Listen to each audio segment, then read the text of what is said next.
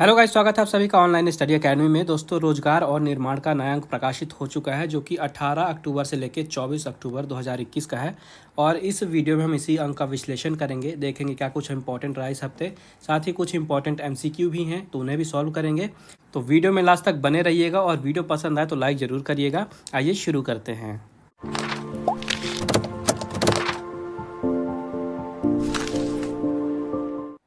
तो सबसे पहले देखते हैं पिछले सप्ताह में क्या कुछ इंपॉर्टेंट रहा है। तो देखिए, 9 अक्टूबर की न्यूज़ है। यहाँ पे आरबीआई ने आईएमपीएस के जरिए जो लेन देन की सीमा है उसको बढ़ा दिया है। तो भारतीय रिजर्व बैंक ने आईएमपीएस यानी कि इमीडिएट पेमेंट सर्विस के जरिए जो लेन देन होती थी उसके जो सीमा होती थी उसको बढ़ाने का घोषणा किया है। यहाँ से आपको याद रखना है कि आरबीआई के जो गवर्नर हैं ये शक्तिकांत दास जी हैं, इनका नाम आपको याद रखना है। और हाल ही में यहाँ पे द्विमासिक मौद्रिक नीति की घोषणा की गई है, जहाँ पे ये इन्फॉर्मेशन दी गई है कि जो आईएमपीएस की सीमा है ये पहले 2 लाख रुपए थी, इसको बढ़ा के अब 5 लाख रुपए तक कर दिया जाएगा। इसके अलावा आरबीआई ने यह भी कहा है कि देश में अब जल्द ही बिना इंटरनेट के भी डिजिटल पेमेंट किया जा सकेगा। आगे देखते हैं। यहाँ पे देखिए, जो केंद्रीय श्रम एवं रोजगार मंत्री हैं श्री भूपेंद्र यादव जी, इन्होंने ट्वीट करके एक जानकारी दी है कि देश भर में लगभग 3 करोड़ से भी ज़्यादा लोगों ने ई श्रम पोर्टल पर अपना पंजीकरण कराया है।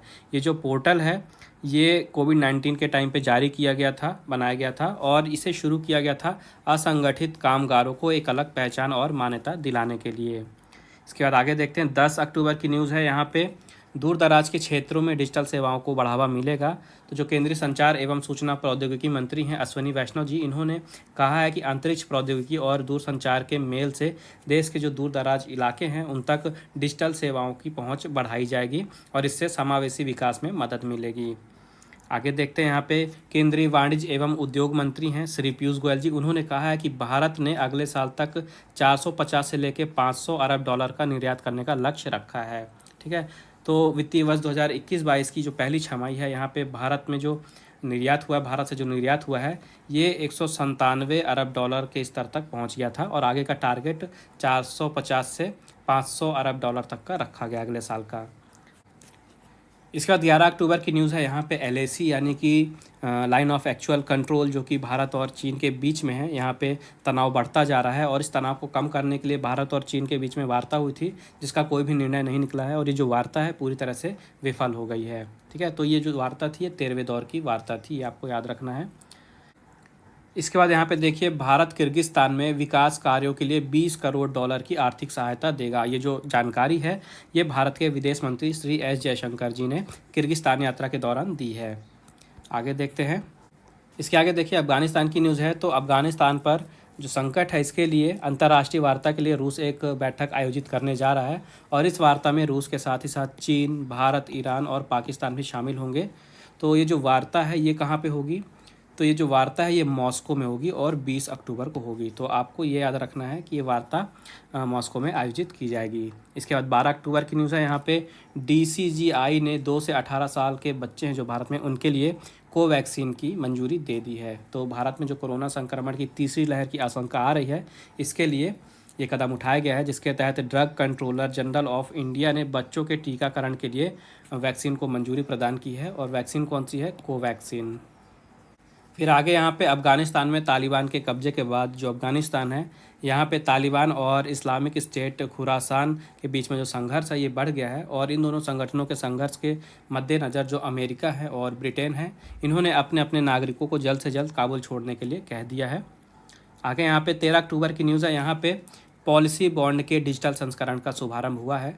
तो संचार मंत्रालय के जो डाक विभाग है इन्होंने नई दिल्ली में आज़ादी का अमृत महोत्सव के अवसर पर एक कार्यक्रम में डाक जीवन बीमा निगम बॉन्ड के डिजिटल संस्करण का शुभारंभ किया है, जिसे ईपीएलआई बॉन्ड भी कहा जा रहा है। तो आपको इसका नाम याद रखना है, ईपीएलआई बॉन्ड। ठीक है, तो जो डाक विभाग के सचिव हैं श्री विनीत पांडे, इनका भी नाम आपको याद रखना है। इन्होंने ही इस ईपीएल बॉन्ड का उद्घाटन किया है।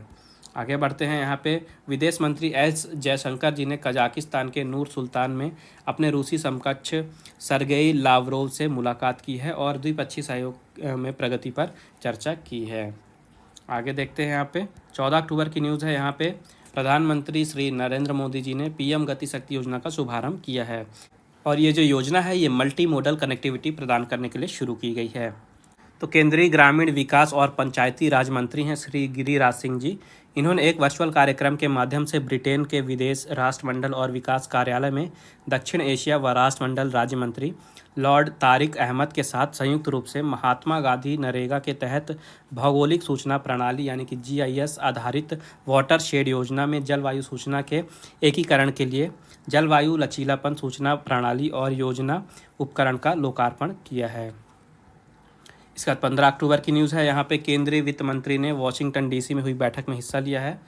तो केंद्रीय वित्त और कॉरपोरेट कार्य मंत्री श्रीमती निर्मला सीतारमण जी ने वाशिंगटन DC में हुई IMF विश्व बैंक की सालाना जो बैठक होती है उसमें भाग लिया है। इसके बाद देखिए, प्रधानमंत्री श्री नरेंद्र मोदी जी की अध्यक्षता में आर्थिक मामलों की मंत्रिमंडलीय समिति ने दिनांक 20 जुलाई 2021 की अधिसूचना के तहत जो फॉस्फेटिक और पोटासिक उर्वरकों की बढ़ी हुई कीमत थी उनको 1 अक्टूबर 2021 से 31 मार्च 2022 तक पूरे वर्ष 2021-22 के लिए लागू करने को अपनी मंजूरी दे दी है। इसके बाद देखिए कि यहाँ पे महत्वपूर्ण दिवस है जो कि 16 अक्टूबर को मनाया जाता है, विश्व खाद्य दिवस यानी कि वर्ल्ड फूड डे। कब मनाया जाता है? हर साल 16 अक्टूबर को मनाया जाता है। तो सबके जीवन में फूड का कितना ज़्यादा इम्पोर्टेंस है, इसी को बताने के लिए, लोगों को फूड के बारे में जागरूक करने के लिए ये दिन मनाया जाता है। और 16 अक्टूबर क्यों चुनी गई है डेट? क्योंकि ये जो दिन है इसे ऑर्गेनाइज कराया जाता है फूड एंड एग्रीकल्चर ऑर्गेनाइजेशन के द्वारा, यानी कि खाद्य एवं कृषि संगठन FAO। इसकी स्थापना हुई थी 16 अक्टूबर 1945 को।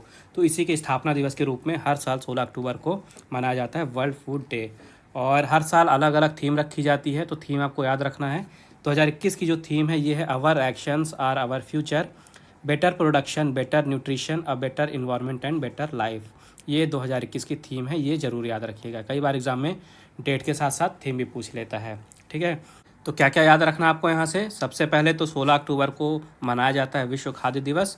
दूसरी चीज़, इस साल की थीम ये FAO यानी कि खाद्य एवं कृषि संगठन के द्वारा मनाया जाता है, जिसकी स्थापना 16 अक्टूबर 1945 को हुई थी। और सबसे पहली बार ये दिवस कब मनाया गया था? ये मनाया गया था 16 अक्टूबर 1980 में।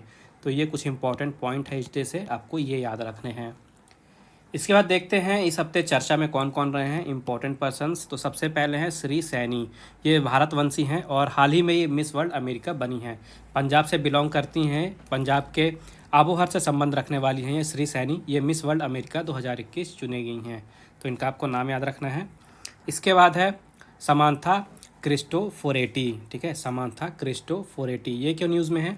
तो ये एक्चुअली में एक बारबी गुड़िया है। यूरोपीय अंतरिक्ष एजेंसी ने इटली की अंतरिक्ष यात्री समांथा क्रिस्टोफोरेटी के रूप में बारबी की गुड़िया को जीरो ग्रेविटी फ्लाइट की सैर कराई है। तो न्यूज़ में है क्योंकि हाल ही में इस बारबी गुड़िया ने अंतरिक्ष की सैर की है। इसके बाद है यहाँ पे सारा दुतर्ते। तो ये फिलीपींस में राष्ट्रपति का चुनाव लड़ेंगी। तो फिलीपींस के राष्ट्रपति रोड्रिगो दुतर्ते की बेटी है ये सारा दुतर्ते। इन्होंने राष्ट्रपति पद पर चुनाव लड़ने का फैसला किया है।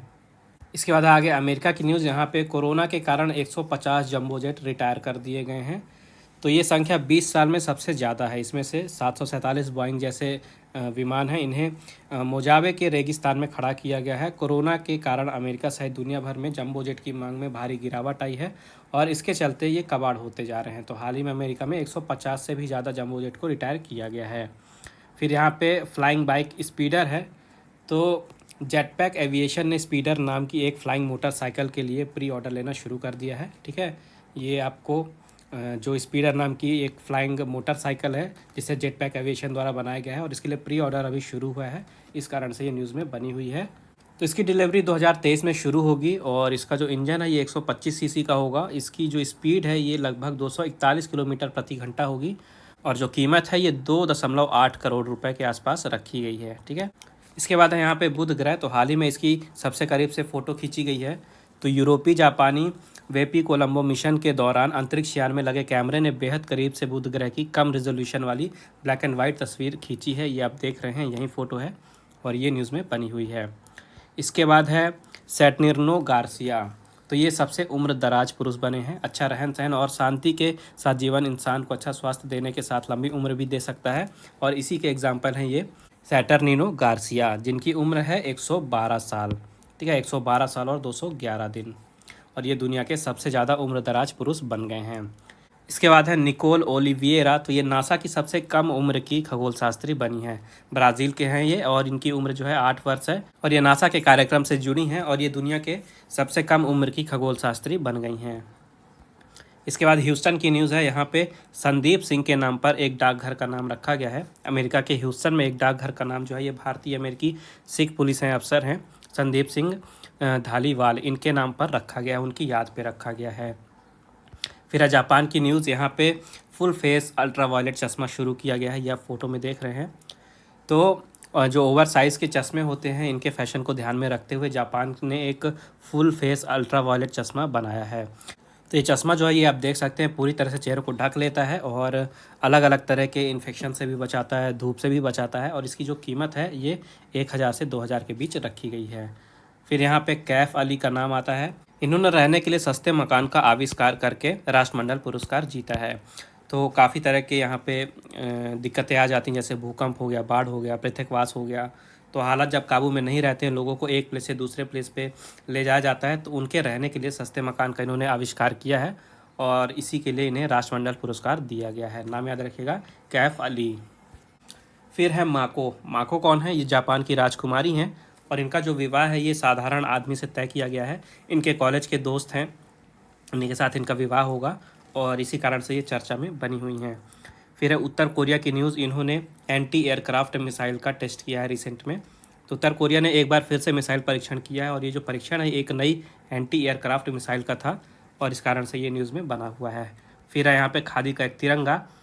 तो लेह में सबसे बड़ा राष्ट्रीय ध्वज जो है ये संस्थापित किया गया है। लद्दाख में गांधी जयंती पर भारतीय सेना ने फायर एंड फ्यूरी कॉर्प्स समारोह के दौरान खादी से बना दुनिया का सबसे बड़ा राष्ट्रीय ध्वज संस्थापित किया है। ये जो ध्वज है इसका वजन है 1400 किलो और इसकी जो ऊंचाई है ये 225 फीट है और चौड़ाई है 150 फीट। इस ध्वज को 70 लोगों ने मिलकर 49 दिन में बनाया है और इसे 2000 फीट की ऊंचाई पर 150 जवानों द्वारा पहुंचाया गया था। फिर यहाँ पे बाराक ओबामा की न्यूज़ है। तो इन्होंने अभी हाल ही में फिल्म का प्रोडक्शन शुरू किया है और अपने ही प्रोडक्शन की फिल्म में ये दिखाई देंगे। जो प्रोडक्शन है इनका नाम है हायर ग्राउंड, ठीक है, हायर ग्राउंड ये प्रोडक्शन का नाम है। और जो पिक्चर बनाई जा रही है ये पुस्तक के ऊपर है जो कि विज्ञान के लिए रोचक जानकारी देती है। पुस्तक का नाम है अ ट्विस्ट साइंटिस्ट, ठीक है, अ ट्विस्ट साइंटिस्ट ये पुस्तक का नाम है। तो आपको दोनों के नाम याद रखने हैं। फिर यहाँ पे रूस की न्यूज़ है। यहाँ पे पहली बार अंतरिक्ष में फिल्म की शूटिंग हो रही है। ऐसा करने वाला रूस जो है दुनिया का पहला देश बन गया है जो कि अंतरिक्ष में फिल्म की शूटिंग करेगा। तो इसके लिए जो टीम है ये शूटिंग के लिए रवाना हो गई है और ये न्यूज़ थोड़ा पुरानी है। जो टीम है ये सक्सेसफुली वापस पृथ्वी पे भी आ चुकी है, वो हम पढ़ेंगे अगले अंक में। तो जो अभिनेत्री है इनका नाम है यूलिया पेरेसिल्द और जो निर्देशक हैं इनका नाम है क्लिम सिपेनको। फिर यहाँ पे देखिए इंपॉर्टेंट न्यूज़ है। यहाँ पे अफ्रीका में दुनिया का सबसे पहला मलेरिया के लिए टीका लॉन्च किया गया है। तो अफ्रीकी देश मलावी में दुनिया का पहला मलेरिया का टीका लॉन्च कर दिया गया है। जो टीका है ये 5 महीने से 2 साल तक के बच्चों के लिए विकसित किया गया है। तो WHO यानी कि विश्व स्वास्थ्य संगठन ने इस वैक्सीन को हाल ही में अपनी मंजूरी दी है। फिर यहाँ पे देखिए धरती की तरफ जो एस्टेरॉइड बढ़ रहे हैं टकराएंगे, ऐसा कुछ न्यूज़ में दिया हुआ है। तो अमेरिकी स्पेस एजेंसी यानी कि नासा अब लगातार एस्टेरॉइड को समझने की कोशिश कर रही है। इसके लिए इन्होंने साइकी मिशन से लेकर डार्ट मिशन तक लाइनअप कर लिए हैं और जो एस्टेरॉइड हैं इनकी ये स्टडी के लिए यूज़ किए जाएंगे। इसके बाद यहाँ पे हैं पुण्य सलीला। तो पीएमओ में ये अतिरिक्त सचिव बनी है। गृह मंत्रालय की अंतरिक्ष सचिव पुण्य सलीला श्रीवास्तव को प्रधानमंत्री कार्यालय यानी कि पीएमओ में अतिरिक्त सचिव नियुक्त कर दिया गया है। फिर यहाँ पे देखिए विद्युत आर हेब्बार। तो ये एक छात्र हैं, इन्होंने मकड़ी के जाले की तस्वीर खींची है और इसके लिए इन्हें पुरस्कार दिया गया है। तो 5वीं के छात्र हैं विद्युत आर हेब्बार, इनकी उम्र 10 साल है। इन्होंने जाला बुनती मकड़ी की तस्वीर जिसका नाम है डोम होम, तो डोम होम तस्वीर इन्होंने खींची। इसके लिए इन्हें लंदन नेचुरल हिस्ट्री म्यूजियम का अंतर्राष्ट्रीय young wild life photographer of the year 2021 का अवार्ड दिया गया है। इसके अलावा इन्हें अंडर 10 श्रेणी में प्रशस्ति पत्र से भी सम्मानित किया गया है। आगे देखते हैं, यहाँ पे स्मृति शेष है। तो इफ़को के अध्यक्ष सरदार बलविंदर सिंह जी का हाल ही में निधन हो गया है 86 वर्ष की उम्र में। तो भारतीय किसान उर्वरक सहकारी लिमिटेड यानी कि इफ़को के अध्यक्ष थे सरदार बलविंदर सिंह नकई जी और हाल ही में 86 वर्ष की आयु में इनका निधन हो गया है। अब आइए नज़र डालते हैं इस हफ्ते के सामयिकी पे। तो सबसे पहले है अर्थशास्त्र का नोबेल पुरस्कार।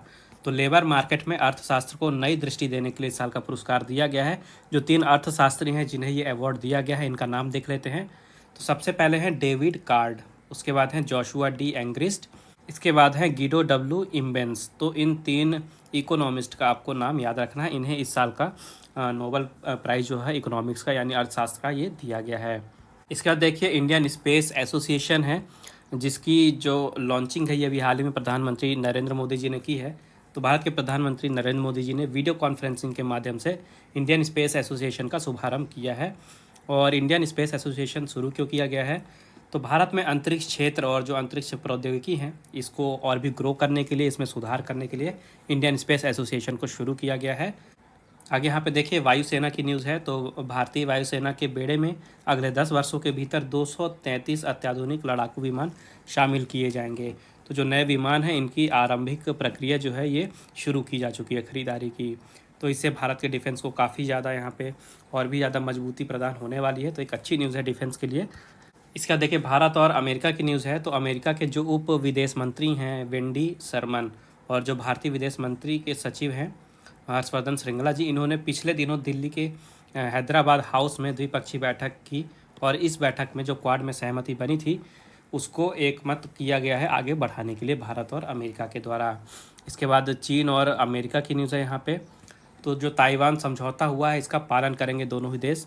तो अमेरिकी राष्ट्रपति जो बाइडन ने कहा है कि वह और चीन के राष्ट्रपति जी जिनपिंग जो ताइवान समझौता हुआ था उसका पालन करने के लिए सहमत हुए हैं। इसके बाद यहाँ पे तालिबान ने कहा है कि वो अमेरिका के साथ मिलकर काम नहीं करेंगे। तालिबान ने अफगानिस्तान में कट्टरपंथियों समूह को काबू में लाने के लिए अमेरिका के साथ सहयोग करने की जो संभावना थी उसको पूरी तरह से खारिज कर दिया है। आगे यहाँ पे देखिए उत्तर कोरिया की न्यूज़ है। तो उत्तर कोरिया में जनता के जीवन सुधारने के लिए पहल शुरू की गई है। उत्तर कोरिया के नेता हैं किम जोंग उन। आगे देखिए यहाँ पे कुछ इंपॉर्टेंट एमसीक्यू हैं। सबसे पहले है हिंदी साहित्य। तो आइए एक एक करके इसके क्वेश्चन सॉल्व करते हैं। तो सबसे पहला क्वेश्चन है वैदिक कालीन शिक्षा का प्रमुख केंद्र क्या था। तो प्रमुख केंद्र था तक्षशिला। इसके बाद है वैदिक काल में विद्यापीठ में शिक्षा दी जाती थी किसकी, व्याकरण एवं तर्कशास्त्र की। फिर है बौद्ध काल में उच्च शिक्षा की अवधि थी 12 वर्ष। फिर है बौद्ध काल में शिक्षा दी जाती थी कहाँ, मठों तथा बिहारों में। इसके बाद है मुस्लिम काल में प्राथमिक शिक्षा के प्रमुख केंद्र क्या थे, तो ये थे मकतब। मकतब ऑप्शन नंबर बी आपका राइट आंसर है। फिर है मुस्लिम काल में शिक्षा का प्रारंभ होता था बिस्मिल्लाह खानी संस्कार द्वारा। फिर है लंदन के व्यापारियों ने इंग्लिश ईस्ट इंडिया कंपनी का निर्माण कब किया था, तो ये हुआ था 1599 में। फिर है फोर्ट विलियम कॉलेज की स्थापना किसने की थी, तो इसकी स्थापना की थी लॉर्ड वेले जली ने। लॉर्ड वेले जली। और कब की थी, 10 जुलाई 1800 में कोलकाता में। इसके बाद है समाचार दर्पण नामक बांग्ला भाषा का प्रथम समाचार पत्र कब प्रकाशित हुआ था, तो ये 23 मई 1818 में प्रकाशित हुआ था। इसके संपादक थे जेसी मॉर्समैन। फिर है नालंदा विश्वविद्यालय में किन देशों के छात्र अध्ययन करते थे, तो यहाँ अध्ययन करते थे चीन, जावा और म्यांमार के छात्र। इसके बाद है वुड का आदेश पत्र कब जारी किया गया था, तो ये जारी हुआ था 1854 में। इसके बाद है हंटर कमीशन या भारतीय शिक्षा आयोग की नियुक्ति कब हुई थी, तो इसकी नियुक्ति हुई थी 1882 में। इसके बाद है भारतीय विश्वविद्यालय आयोग की नियुक्ति कब हुई थी, तो ये हुई थी 27 जनवरी 1902 को। इसके बाद है केंद्रीय शिक्षा सलाहकार बोर्ड की स्थापना कब हुई थी, तो इसकी स्थापना हुई थी 1920 में। फिर है 10+2+3 की शैक्षिक संरचना का सुझाव प्रथम किसने दिया था, तो कोठारी कमीशन ने सर्वप्रथम इसका सुझाव दिया था।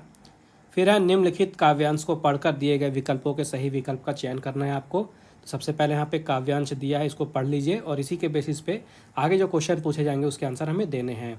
तो है लाल पत्थर लाल मिट्टी, लाल कंकड़ लाल बजरी, लाल फूले ढाक के वन, डांग गाती फाग कजरी, सनसनाती सांझा सूनी, वायु का कंठला खनकता, झिंगरों की खंजड़ी पर झांझ या बीहड़ झनकता, बीच सूने में बनए तालसा फैला अतपत जल, ये कमी आए यहाँ पर छोड़ दमयंती दुखी नल, भूख व्याकुल ताल से ले मछलियाँ थी जो पकाई, शाप के कारण जली वो वे उछल जल में समाई, है तभी से सांवली सुनसान जंगल की किनारी, है तभी से ताल की सब मछलियाँ मनहूस काली, हल्की जिसकी नोक से बेजान मिट्टी झूम उठती, सभ्यता का चांद खिलता जंगलों की रात मिटती, रंग मिट्टी का बदलता नीर का सब पाप छुपता, हरे होते पीत ऊसर स्वास्थ्य हो जाती मनुजता।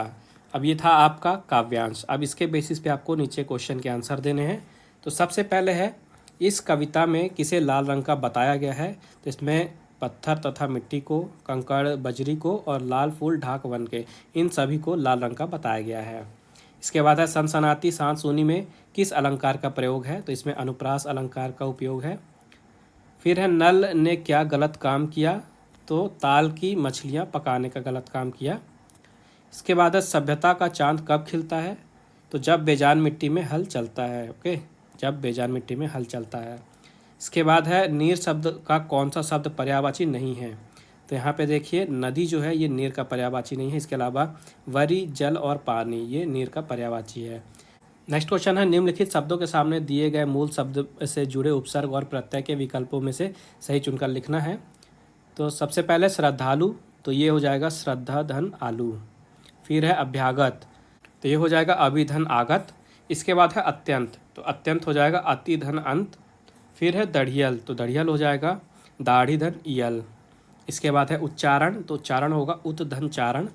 इसके बाद है निर्वासन, तो निर्वासन हो जाएगा निर्धन वासन। फिर है गिलास में कुछ दूध है, इसमें रेखांकित विशेषण का भेद बताना है। रेखांकित क्या है? कुछ, तो कुछ का हमें यहाँ पे भेद बताना है। तो ये हो जाएगा अनिश्चित परिमाण वाचक। ओके, अनिश्चित परिमाण वाचक। इसके बाद है कोई व्यक्ति आया है, इसमें जो रेखांकित है इसका विशेषण पद बताना है। तो कोई का यहाँ पे विशेषण पद होगा यहाँ पे सर्वनामिक विशेषण। ठीक है, सर्वनामिक विशेषण। फिर है लंबी टेबल उठा लाओ, इसमें लंबी का हमें बताना है विशेषण का भेद। तो इसका राइट आंसर हो जाएगा गुणवाचक विशेषण। फिर है केला मीठा है, तो मीठा हो यहाँ पे क्या? पुल्लिंग। इसमें हमें रेखांकित शब्द का लिंग बताना था, तो मीठा हो जाएगा पुल्लिंग। फिर है पीला का स्त्रीलिंग विशेषण क्या बनेगा? तो पीला का बनेगा पीली। फिर है कड़वी का पुल्लिंग विशेषण क्या बनेगा? तो कड़वी से बनेगा कड़वा। फिर है यह लड्डू मीठा है, इसका बहुवचन बनाने पे क्या वाक्य बनेगा? तो इसका वाक्य बनेगा बहुवचन यह लड्डू मीठे हैं। फिर है मैंने लंबा सांप देखा, इसका बहुवचन रूप क्या होगा? तो इसका बहुवचन रूप होगा मैंने लंबे सांप देखे। फिर है कौन सा शब्द गरुड़ का पर्यायवाची नहीं है? तो इसमें जो खर है ये गरुड़ का पर्यायवाची नहीं है। फिर है किस वर्ग के सभी शब्द पर्यायवाची नहीं हैं? तो इसका आंसर हो जाएगा धूर्त, धनद और कंदर्प। फिर है आम शब्द के लिए कौन सा शब्द पर्यायवाची है? तो आम का पर्यायवाची हो जाएगा आम्र। फिर है मछली जल में तैर रही है, इसमें जो रेखांकित शब्द है यानी कि मछली, इसका पर्यायवाची शब्द कौन सा होगा? तो मछली का पर्यायवाची होगा यहाँ पे मीन। फिर है वारिस शब्द के दो पर्यायवाची किस वर्ग में सही हैं? तो वारिस के पर्यायवाची हो जाएंगे आपका उत्तराधिकारी और हकदार। फिर है यहाँ पे हमें विलोम शब्द लिखने हैं, तो कृतज्ञ शब्द का विलोम क्या होगा? इसका विलोम होगा कृतघ्न। ठीक है, फिर आकाश में सुर व डैश दोनों का निवास है, तो यहाँ पे हो जाएगा असुर। तो आकाश में सुर व असुर दोनों का निवास है। इसके बाद है स्वाभाविक शब्द का विलोमार्थी शब्द लिखना है, तो स्वाभाविक का हो जाएगा कृत्रिम विलोमार्थी। आगे है मनुष्यता और डैश में बड़ा भारी अंतर है, इसमें हमें विलोम शब्द लिखना है। तो मनुष्यता और पशुता, मनुष्यता और पशुता में बड़ा भारी अंतर है। फिर है कृषकों ने अपने परिश्रम से बंजर ज़मीन को डैश बना दिया, तो बंजर ज़मीन को क्या बना दिया? इसका अपोजिट क्या होगा? विलोम क्या होगा? तो बंजर का अपोजिट हो जाएगा उपजाऊ। तो कृषकों ने अपने परिश्रम से बंजर ज़मीन को उपजाऊ बना दिया। फिर है ऊपर लिखित का विलोम शब्द क्या है? तो ऊपर लिखित का विलोम शब्द होगा निम्नलिखित। फिर अनिवार्य का विलोम शब्द क्या होगा? तो इसका विलोम होगा वैकल्पिक। इसके बाद है विस्मय और विस्मय में अर्थ का भेद है कौन सा? तो जहरीला और आश्चर्य का।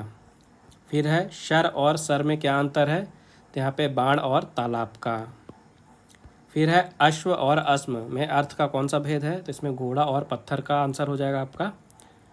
इसके बाद है मणि और मणि का अंतर कौन सा है? तो मणि रत्न है तो मणि सर्प को कहते हैं। ठीक है, मणि जो है ये रत्न है और जो मणि है ये सर्प को कहते हैं। फिर देखिए एक और इम्पॉर्टेंट डे है, हर साल 21 अक्टूबर को मनाया जाता है अल्फ्रेड नोबल जयंती। और ये अल्फ्रेड नोबल कौन है? ये वही साइंटिस्ट हैं जिनके नाम पे नोबल पुरस्कार दिया जाता है हर साल। तो इनका जन्म हुआ था 21 अक्टूबर 1833 को 1833 में। तो इन्हीं के जन्म तिथि को अल्फ्रेड नोबल जयंती के रूप में मनाया जाता है हर साल 21 अक्टूबर को। तो इन्होंने खोज किसकी की थी? इन्होंने खोज की थी डायनामाइट की। ये पॉइंट याद रखिएगा, मोस्ट इंपॉर्टेंट है। अल्फ्रेड नोबल ने डायनामाइट की खोज की थी। इसके बाद इन्होंने जिनकी संपत्ति थी उसको उसको एक अलग से पार्ट बनाया और उसके बाद नोबेल फाउंडेशन को वहाँ पे क्रिएट किया गया था, नोबेल फाउंडेशन को बनाया गया था, जिसके द्वारा हर साल उन्हीं के याद में अब नोबेल पुरस्कार दिए जाते हैं। तो पिछले अंक में मैंने आपको कवर कर दिया था कि 2021 के जो नोबेल पुरस्कार दिए गए हर क्षेत्र में किसे किसे दिए गए हैं। तो अगर आपने अभी तक वो वीडियो नहीं देखा है तो उस वीडियो को भी ज़रूर देखेगा। इंपॉर्टेंट क्वेश्चन है, आपका नोबेल पुरस्कार से क्वेश्चन बनता ही बनता है, तो वो आपको नाम जरूर याद रखने किसे दिए गए हैं। और अल्फ्रेड नोबेल की आपको जयंती याद रखनी है, 21 अक्टूबर को मनाई जाती है हर साल। इसके अलावा जो नोबेल फाउंडेशन है इसकी स्थापना कब हुई थी, तो सन 1900 में नोबेल फाउंडेशन की स्थापना हुई थी, ये पॉइंट आपको याद रखना है। इसके अलावा आप कौन से फील्ड में दिया जाता है अवार्ड, ये देख लीजिए। तो सबसे पहले यहाँ पे देखिए फिजियोलॉजी और मेडिसिन के क्षेत्र में दिया जाता है। इसके अलावा फिजिक्स, केमिस्ट्री, लिटरेचर, पीस और लास्ट में इसमें इकोनॉमिक साइंसेस भी जोड़ दिया गया था।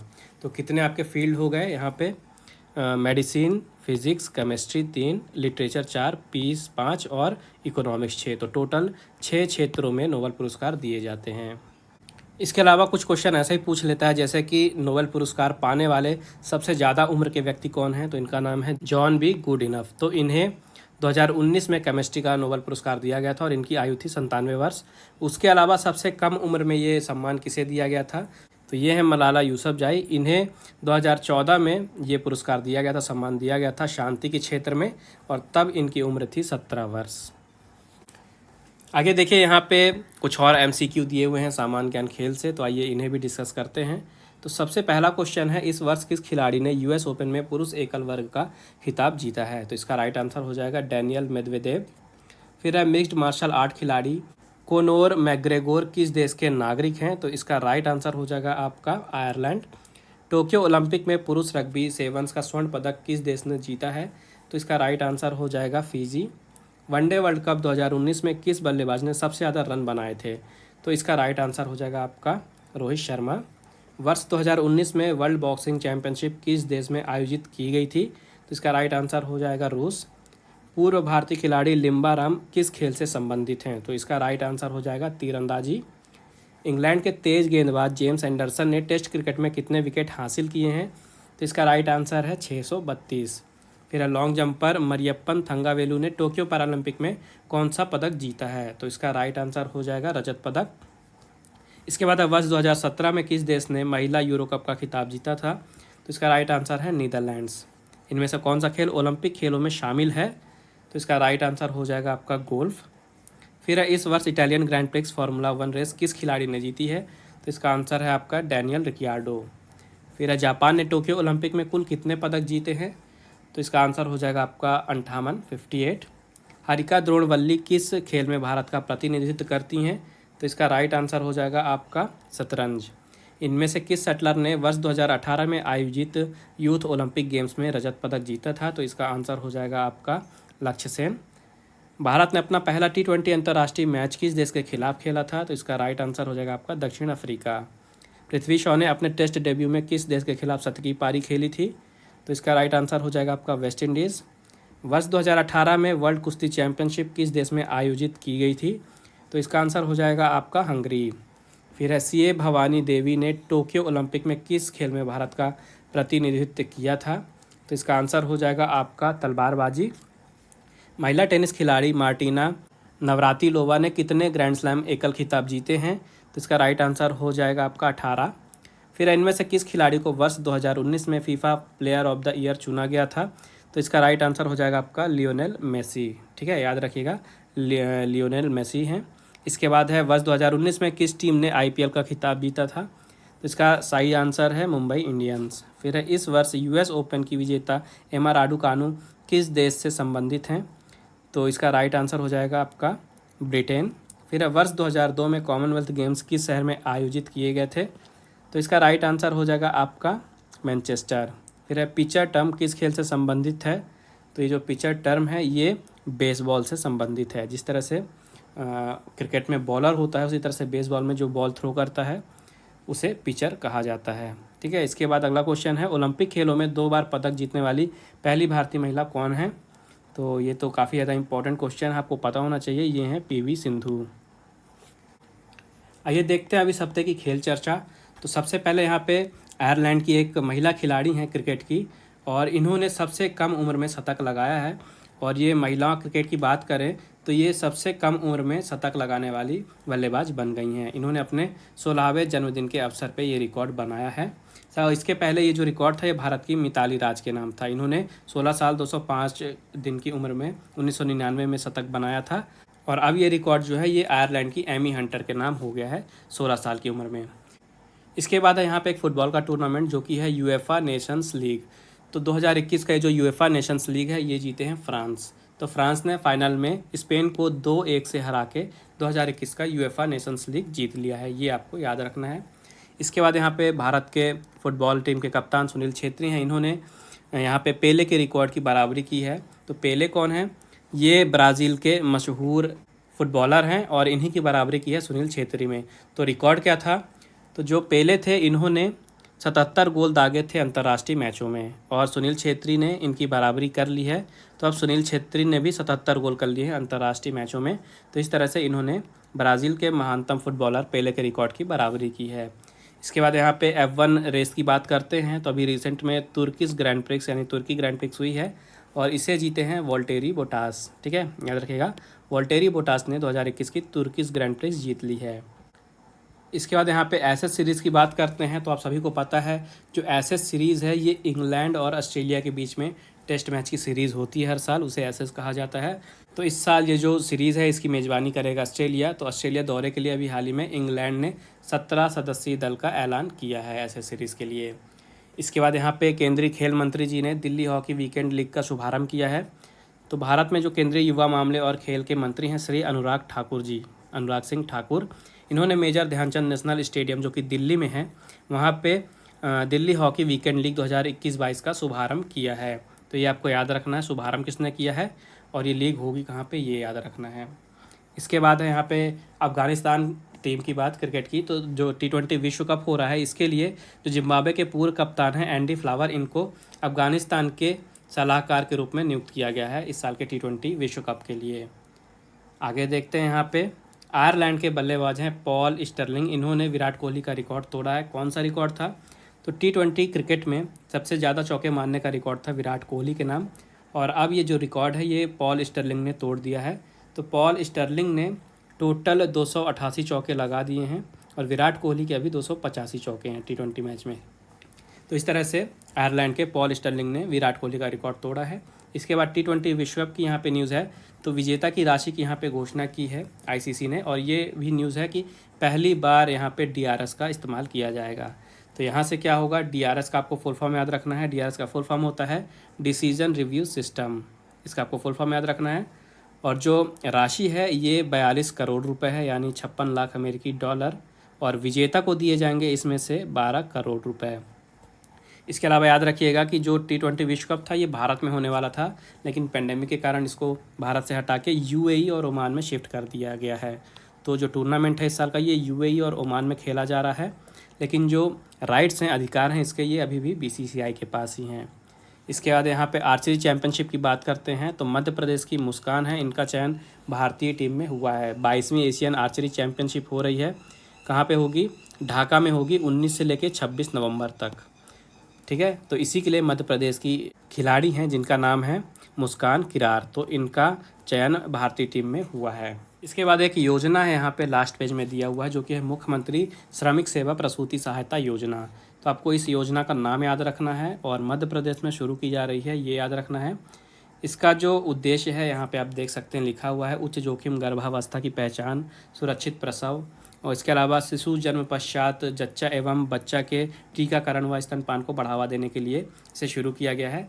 इसके तहत यहाँ पे जो 18 साल से ऊपर की गर्भवती महिलाएं हैं इनको प्रथम किस्त में 4,000 रुपये दिया जाएगा और द्वितीय किस्त में यहाँ पे 1,200 रुपये दिया जाएगा। तो आपको योजना का नाम याद रखना है और मध्य प्रदेश में शुरू की जा रही है, ये याद रखना है।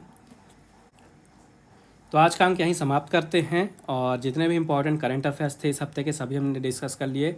जो भी इंपॉर्टेंट MCQ था ये भी हमने सॉल्व किया।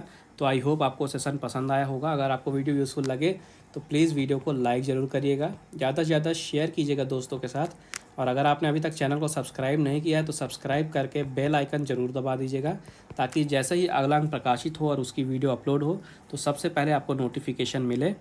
और बात करते हैं इसकी पीडीएफ की, तो इसकी पीडीएफ की लिंक आपको डिस्क्रिप्शन में मिल जाएगी। जो हमारा टेलीग्राम चैनल है वहाँ पे इसकी पीडीएफ, इसके अलावा जो अदर न्यूज़पेपर हैं, मैगज़ीन हैं और अलग अलग सब्जेक्ट के स्टडी मटेरियल हैं वो रेगुलर आते रहते हैं। तो मेक श्योर आप टेलीग्राम पे भी ज़रूर ज्वाइन करिएगा। और आप इंस्टाग्राम पे भी फॉलो कर सकते हैं, ठीक है, उसकी भी लिंक आपको डिस्क्रिप्शन में मिल जाएगी। इंस्टा में आपको डेली वोकैब मिल जाता है, डेली जीके मिल जाता है और डेली करंट अफेयर मिल जाता है। तो आपके एग्ज़ाम से रिलेटेड जो भी इंपॉर्टेंट चीज़ें हैं इंस्टाग्राम, टेलीग्राम और यूट्यूब के थ्रू सब कुछ मिल जाता है। तो मेक श्योर वहाँ भी फॉलो ज़रूर करिएगा, उसके भी लिंक आपको डिस्क्रिप्शन में मिल जाएगी।